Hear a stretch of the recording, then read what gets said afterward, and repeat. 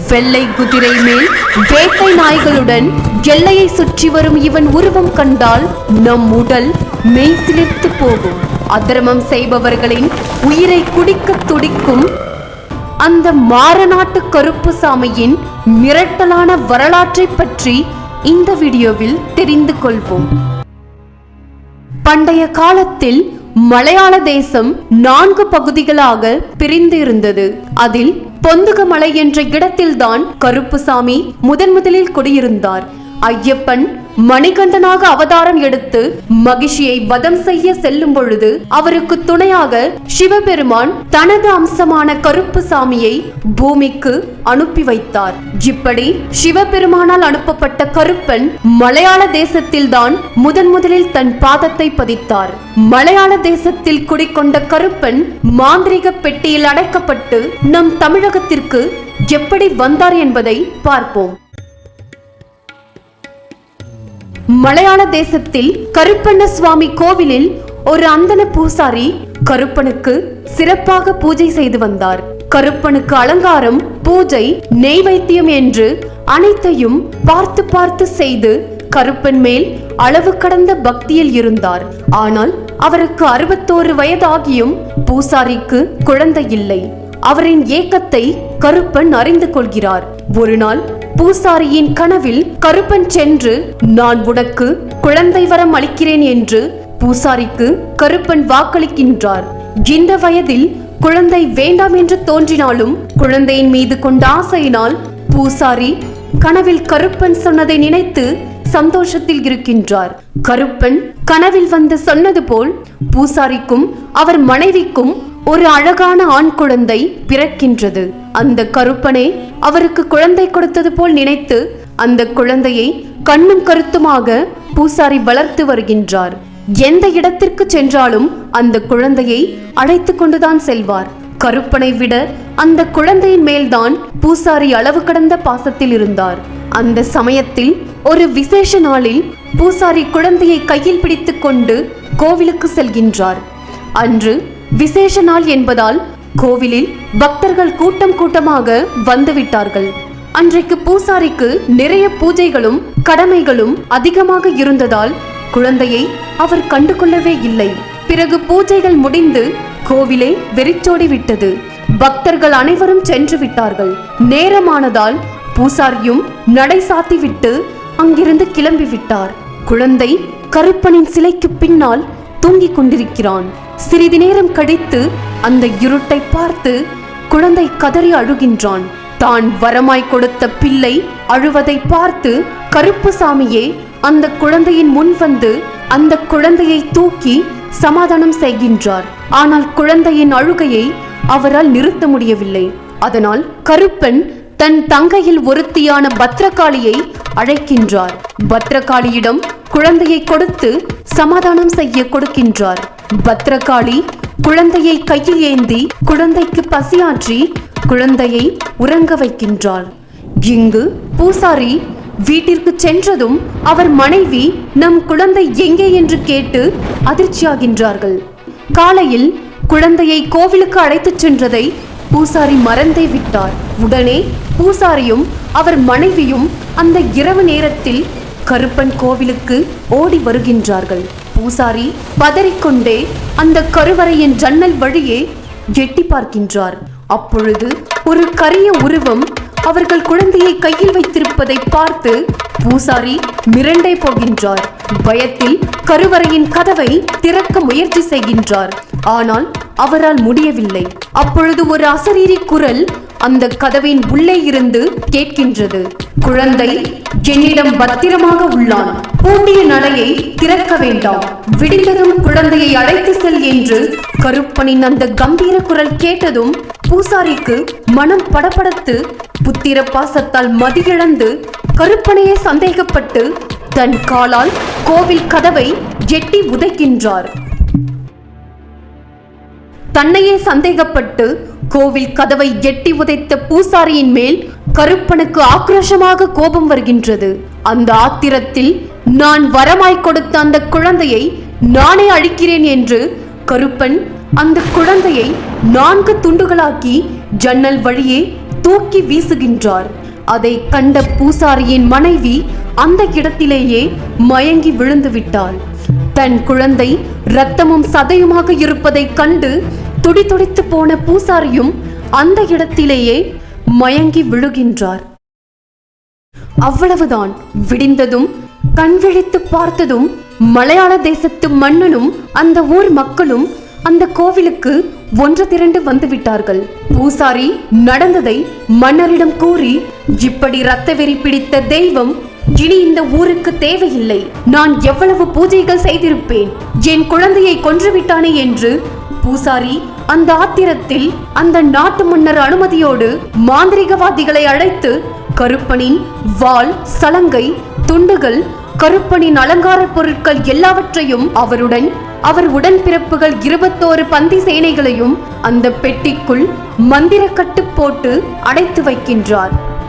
பூசாரி அந்த பெட்டியை எடுத்து சென்று நீரே இல்லாத வற்றி போன ஒரு ஓடையில் அந்த மந்திர பெட்டியை புதைக்க எடுத்து செல்கின்றார்.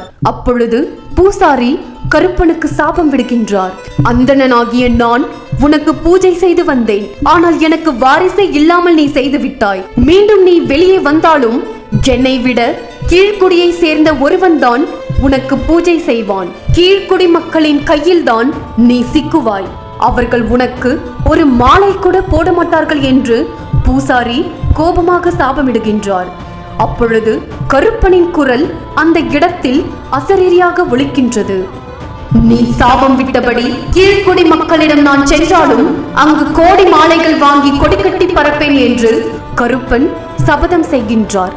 உடனே பூசாரி அந்த பெட்டியை காலால் உதைத்து குழிக்குள் தள்ளி வெளியே வராதபடி புதைத்துவிட்டு செல்கின்றார். தன் அண்ணன் புதைந்து கிடப்பதை கண்ட பத்ரகாளி ஆவேசமாகின்றாள். அவளது ஆவேசத்தால் அந்த இடத்தில் கடுமையாக மழை பெய்கின்றது. மழையால் நீரே இல்லாமல் வறண்டு கிடந்த ஓடையில் அளவுக்கு அதிகமாக நீர் வந்து மண்ணில் புதைந்திருந்த அந்த பெட்டி மேலே வருகின்றது. அதிகமாக வெள்ளம் வந்ததால் வைகை ஆற்றில் வெள்ளம் கரை புரண்டு ஓடுகின்றது. ஓடையில் மாட்டிக்கொண்ட அந்த மந்திர பெட்டி மழை வெள்ளத்தில் மிதந்து கொண்டு வைகை ஆற்றிற்கு மிதந்து வந்து நம் தமிழகத்திற்கு வருகின்றது. அந்த பெட்டிக்குள் கருப்புசாமி மட்டும் இல்லை, 21 பந்தி தெய்வங்களும் உடன் இருக்கின்றார்கள். அந்த 21 பந்தி தெய்வங்கள் சுடலைமாடன் பெரியசாமி, இருளப்பசாமி, அகோர வீரபத்ரர், பேச்சியம்மாள், கௌமாரி, கோச்சடை முத்தையாசாமி போன்ற 21 பந்தி தெய்வங்கள் கருப்புசாமி பெட்டிக்குள் அடைப்பட்டு நீரில் மிதந்து வருகின்றார்கள். பெட்டியில் இருக்கும் கருப்பன் கீழ்குடி மக்களை தேடி அலைந்து கொண்டிருக்கிறார். வீரபாண்டி என்ற இடத்தில் பெட்டி அடைத்துக் கொண்டு வருகின்றது. அந்த இடத்தின் அழகை கண்ட கருப்பனின் தங்கை கௌமாரி பெட்டிக்குள் இருந்து வெளியே வந்து, நான் இந்த இடத்தில் தான் வசிக்கப் போகிறேன் என்று கௌமாரி வீரபாண்டியிலேயே தங்கிவிட்டாள். கருப்பனும் தங்கையின் ஆசையை நிறைவேற்றிவிட்டு அங்கிருந்து கிளம்புகின்றார்.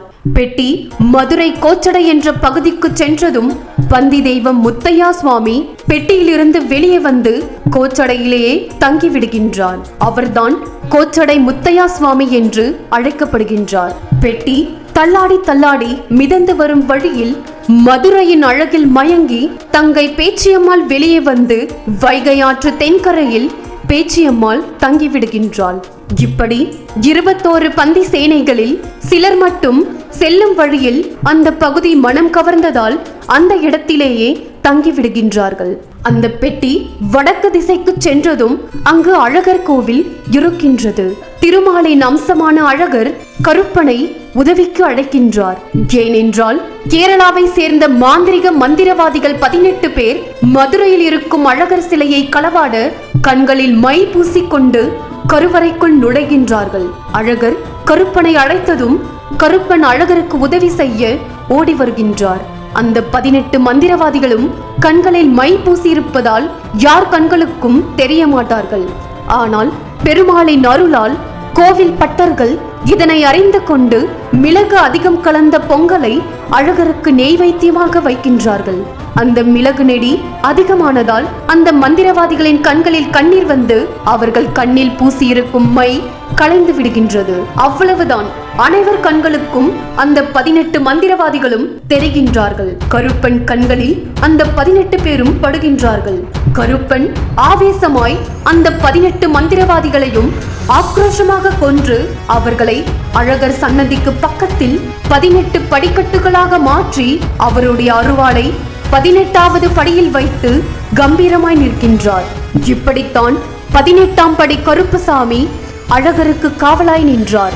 அழகரிடம் தாங்கள் எப்பொழுது அழைத்தாலும் நான் நிச்சயம் வருவேன் என்று அழகருக்கு வாக்களித்து விட்டு கருப்பன் பெட்டிக்குள் நுழைகின்றான். பெட்டி நீரில் அசைந்து கொண்டே சிவகங்கை மாவட்டம் மாரநாடு கிராமத்தில் ஒரு கம்மாய் வழியே பெட்டி சென்று கொண்டிருக்கிறது.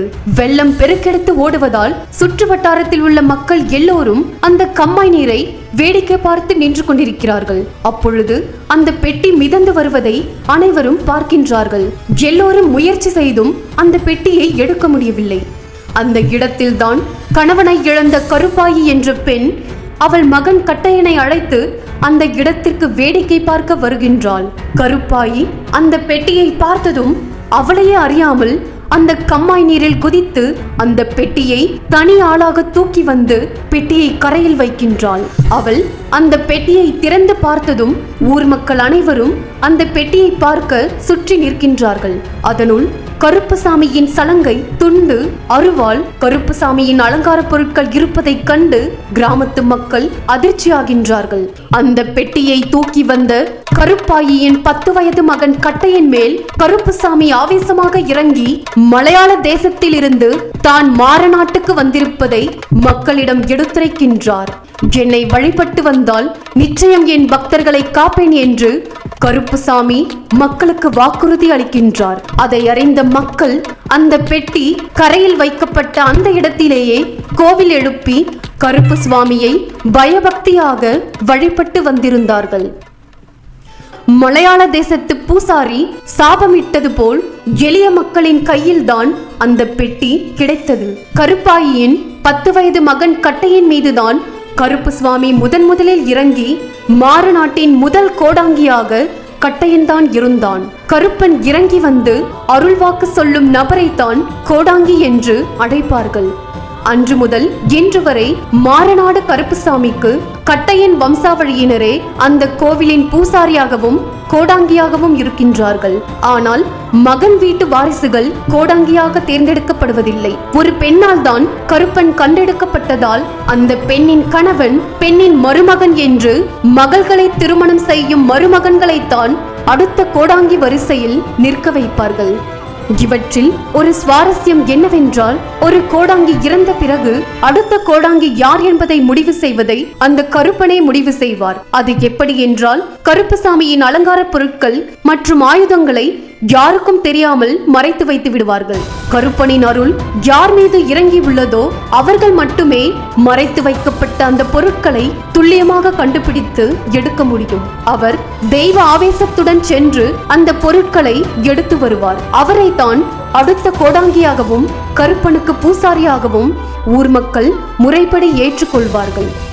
மற்ற கருப்புசுவாமி கோவில்களில் கருப்புசாமி சிலைகள் அல்லது அருவாளை தெய்வமாக வைத்திருப்பார்கள்.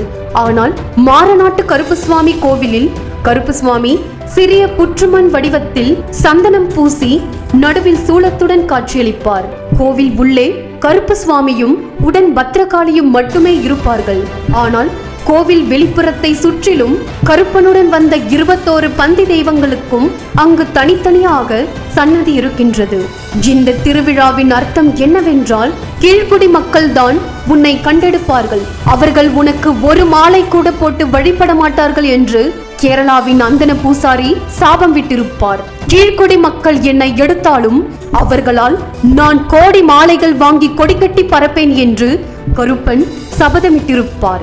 அவர் சபதம் படி வருடா வருடம் மாசி மாதம் நடக்கும் களரி திருவிழாவில் பக்தர்களால் கருப்பு சுவாமிக்கு அவ்வளவு மாலைகள் குவியல் குவியலாக நிரம்பி வழியும். மாசி மாதம் நள்ளிரவில்தான் இந்த திருவிழா நடைபெறும். கோடாங்கி சாமியாடி கருப்புசாமி தீப்பந்தத்தை பிடித்து வேட்டைக்கு சென்று ஆடு கோழிகளை பலி கொடுத்து குவியல் குவியலாக மாலைகள் செலுத்தி பல கிராமங்களுக்கு குலதெய்வமாக நம் கிராமத்து சாமி கருப்பன் இன்றளவும் மக்கள் மனதில் நிலைத்து நிற்கின்றார்.